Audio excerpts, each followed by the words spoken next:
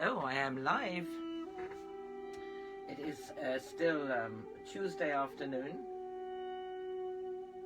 and I have been reading this morning and the last few weeks of The Lord of the Horizon, a far memory book by Joan Marshall Grant, placed in ancient Egypt, and it is her life as Ra-Ab. And we are here in chapter 6. I think it's a little bit too loud.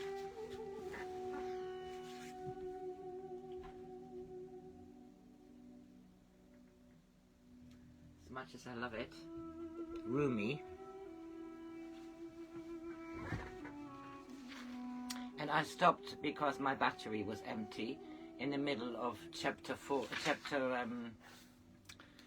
6, City of the Dead. So I'm going to continue. You have to listen to the previous one if you want to know the connection. I am repeating the end of it because he is saying, why was I so afraid? Magic was not unfamiliar to me, though Ra-Ab was not trained in the way of a priest. Once I had fought to make Amenemhet Pharaoh.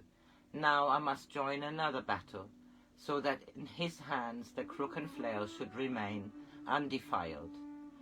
I had seen many dead people who had died in peace, in pestilence, in battle. Had I not watched Jan at work? Had I lost the courage of the younger Ra-Ab, who saw his kinsmen so carefully embalmed? Providing that an embalming was perfectly performed, I asked Teten, would it be possible for a soul to re-enter its own body, re-enter it so that for a time it could again walk in the flesh? That was once held to be possible, but only by an ignorant priesthood.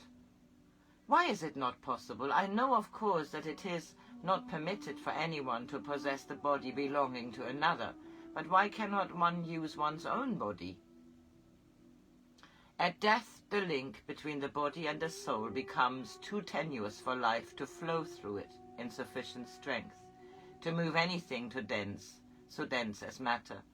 The soul should separate from the body at the moment of death, and it always does, unless the will of the person who inhabited the body is joined to it by an impulse so powerful that the soul will not recognize its freedom. You remember your own experience with a slave who was still chained though he had been dead for 50 years? The link between soul and empty flesh is of the same substance as the chain worn by that slave. Both are made of thought, and thought is reality. You believe that the Babylonian returns to her tomb when she leaves Amenemhet. Why? Because her dying effort must have been, I shall return from my tomb. Every night I shall go up to him, until at last I force him to put poison in his own cup, and he is no longer protected from me by his body as by a shield. Then he will be naked as I am naked, and he will die again, forever. And this time by my hand, by the dagger, which on earth I had not the courage to use. This I learned while my body slept in the pavilion, and I saw her come out by the private entrance to Amenemhet's room. I knew her thoughts. After a few paces, she vanished. It was then that you heard the guard approaching and woke me in time for us to hide.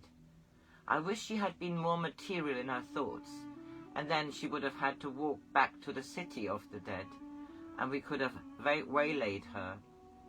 I think she can never have imagined herself being required to walk except for pleasure in the garden. To her it would have been an exercise only permissible to the common people. I have always found that those who have no royalty of character are so very royal. Then the only place where you could make her hear you is either in Amenemhet's presence or in her tomb? I fear, though highly unfortunate, that is almost certainly true. The evening cloud was coming up from the horizon to meet the sun, and for a moment the water channels seemed to run with blood. I stood up. It will be dark by the time we reach the village. We must go. It is at sunset that the servants have leave Amenemhet alone to wait for her. At sunset he will have filled his cup, and again, as on so many nights, the flask which holds the poison will remain sealed. But if we cannot break the link, Teten, then will that seal be broken, and Pharaoh send his own soul into exile. I tethered the donkey in a clump of trees. There were wild figs, very old and twisted. 4 days earlier I had been to the tomb with Senusert and had memorized the shape of the ground so that I could find my way there in the dark. Teten walked behind me with his hand on my shoulder. The silence roared in my ears. Some small animal, may have been a rat, scurried across the path. I hoped that Teten could not hear the thudding of my heart. We reached the small funeral chapel without being seen. The door to it was not fastened. We entered, and the darkness was thick with the smell of dead flowers and rotting fruit. My hands were sweating. It was difficult to hold the fire stick ready, but at last the wick of the small lamp burned with a clear flame. With my hunting knife I prized off the seals which secured the door of the outer tomb chamber. The hinges seemed to scream a protest as they moved. The floor of the tomb chamber was soft with fine brownish dust. In it there were no footprints, and I realized that it had been stupid of me to expect to see them. Teten caught my thoughts. No, there are no footprints, Ra-Ab, nor will there be any even beside the sarcophagus. It was sufficient to remove the wedges which held firm the inner door, and in my haste I was clumsy. As the door creaked slowly open, the lamp flickered and would have gone out if I had not shaded it with my hand. Trying to reassure myself, I said aloud, "There is often a draught from a room which has long been sealed." The outer sarcophagus was of red granite. In addition to the 4 canopic jars of alabaster at the head and foot, there was a wine bar, banded with gold and sealed with Amenemhet's cartouche. Everything was covered with a brown veil of dust. Half seen in the shadows, I noticed a toilet chest of a foreign pattern and realized it must have been the one which Senusert had told me about when he was a little boy. There were many vases of fine pottery and other vessels containing food and grain, a box which had been used to hold her necklaces, 2 ostrich feathers, fans, 1 green, 1 purple, their colour still unfaded, a copper mirror with an ivory handle. Teten was standing beside me, and suddenly he became tense. "We are no longer alone," he said quietly. I felt as though ants were running over my body, and my tongue was dry as the tongue of a man long dead. "Put out the light, Ra-Ab. I can see her more clearly in the dark." Never had I so fervently desired to disobey an order, but the authority in his voice could not be questioned. I pinched the wick. The darkness was like a black cloak thrown over my head. I knew there was something standing at the other end of the sarcophagus. If only I could see her, could hear her, but I was deaf and blind. Teten's voice. "You are in company, Kelsey. I have come in the name of Ra to set you free. No, I am not a tomb robber who should be sent by the cold gate of torture to the caverns of the underworld. I am a priest, Kelsey, a true priest, and in the name of the Lord of the High Noon, I bid you go from this place, to dwell no longer in the shadows. A strong tree is not uprooted if the leaves of its branches hear a passing wind. Why then should I be riven as though by lightning, because I hear curses which have echoed in the temples of Babylon? Yes, I know you died by poison, but you make your own death. You are alive now. Why do you follow this pitiful masquerade? Amenemhet did not take away your beauty. He did not make you old. He may have killed you, but in so doing he gave you life. Can you not accept a rich gift, even if the hand which offers it is not beloved? Suddenly the darkness was no longer impenetrable. There was a grey mist on the far side of the tomb chamber, against which Teten, his hand outstretched, could be seen as an outline against a darkness that was less dense. The greyness began to take shape. It was true that the Babylonian had power. She could make Amenemhet see her. Now I was beginning to see her, in spite of my longing to remain blind. I shut my eyes only to find that eyelids are no protection against the long sight. I could see her more clearly now. Horror was cold on my forehead. I have never realized how terrible was the guest for whom Amenemhet waited, night after night. I was not seeing the Babylonian as I had known her, nor not even as those who had come to take her body to the embalmer had seen her. She was a mummy. Under the bandages, the ridges of her nose, her forehead bones, the caverns of her eyes were outlined. There was a slit in the bandages in place of a mouth, and through it I could see her voice come forth. I could hear her voice come forth.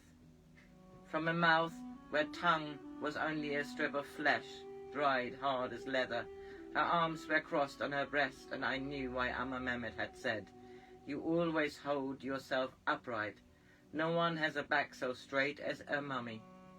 The authority in Teten's voice was like a white flame. In the name of Ra and of Horus his son, in the name of Osiris and of Isis, in the name of Ptah and of Hathor, in the name of Nat and of Min, I bid you rise up from the dead, to walk on the hills of the morning in the body of your youth. Put forth hatred from your heart, as though it were a scorpion which had hidden in a fold of your dress. See it as something which no longer belongs to you, which has become submerged in the waters of life on which the boat of your years now travels to the sea. The gates of life are open before you, and the link of death which your hatred has made is thin as the spinning of a spider. Break that thread, and the doors swing open. Keep it, and you remain closed in the darkness of eternal solitude.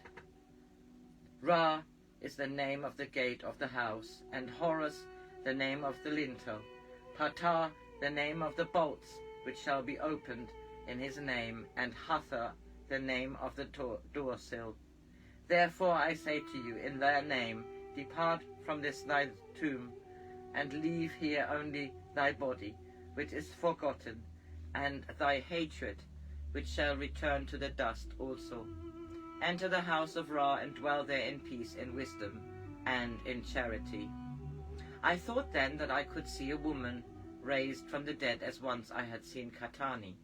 But from the slit in the mummy wrappings, which was the mouth of Kyosotoris, I heard come forth the curse, which is inscribed on the portals of the caverns, in the blood of bats, which nest in the bellies of dead vultures, the curse of the black ram. Teten's voice was urgent. Ra-Ab, don't let her make you hear. Call on the name of Horus, so loud that you cannot hear anything else. Horus! I tried to shout, but my throat seemed empty, as though my body too had been embalmed. Inside my head I shouted, Horus, don't let me hear her. Horus!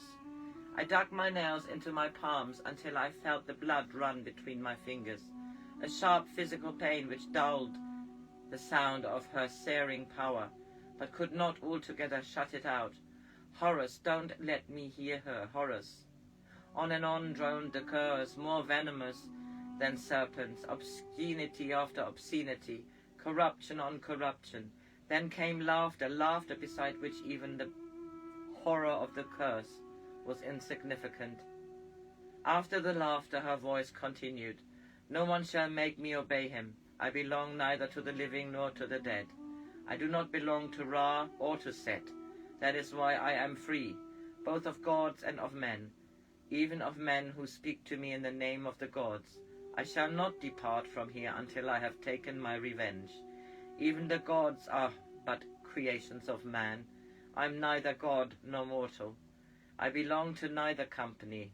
Neither can have me in their power. Only when I have fulfilled my oath that he who killed me shall himself be killed, and also in my presence shall I be contented to sleep.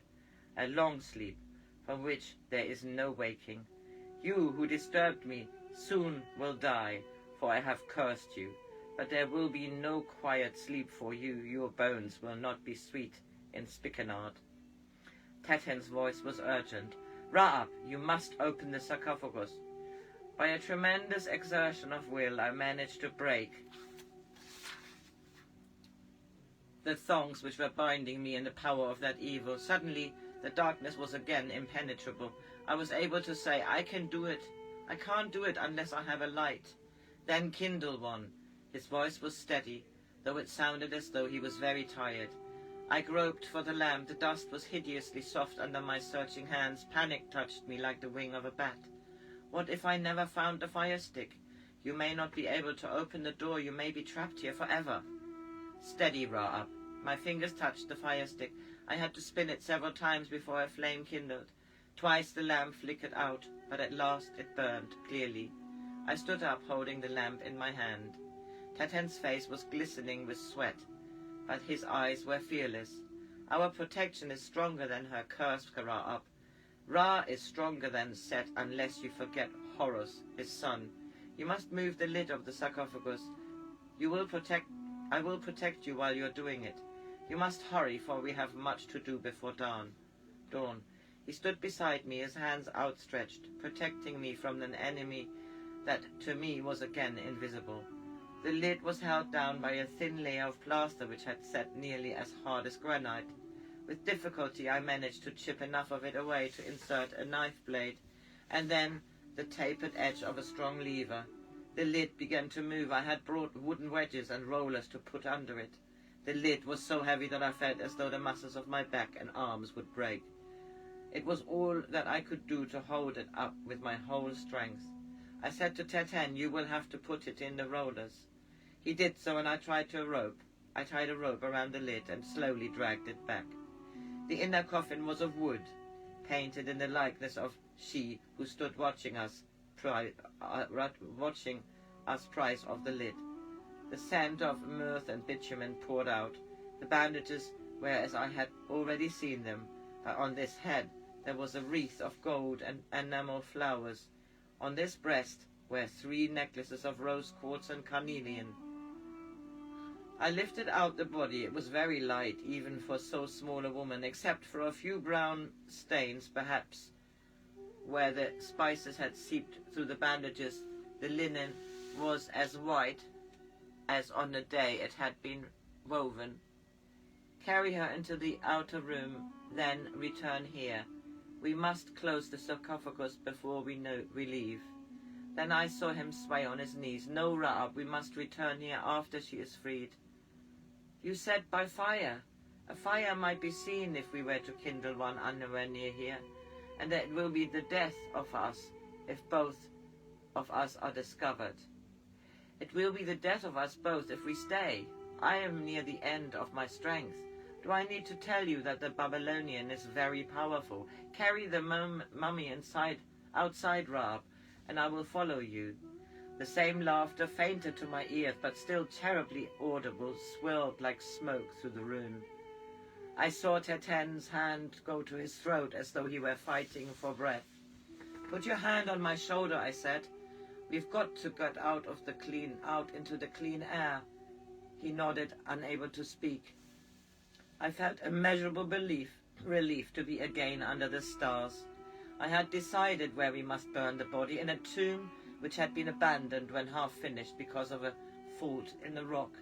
Part of the shaft had been excavated, and in it the light of a fire would be hidden from anyone who passed further away than 10 or 20 paces.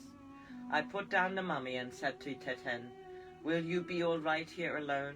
With that, while I go to get the oil and the brazier. Yes, but hurry. I don't think she has realized what we are going to do yet. I was reluctant to leave him, but I knew we must not waste any of his energy, for soon it would all be needed. I took the risk of being heard and ran back to where I had left the donkey. So this is the end of chapter 6, and the chapter 7 is Mummy Dust.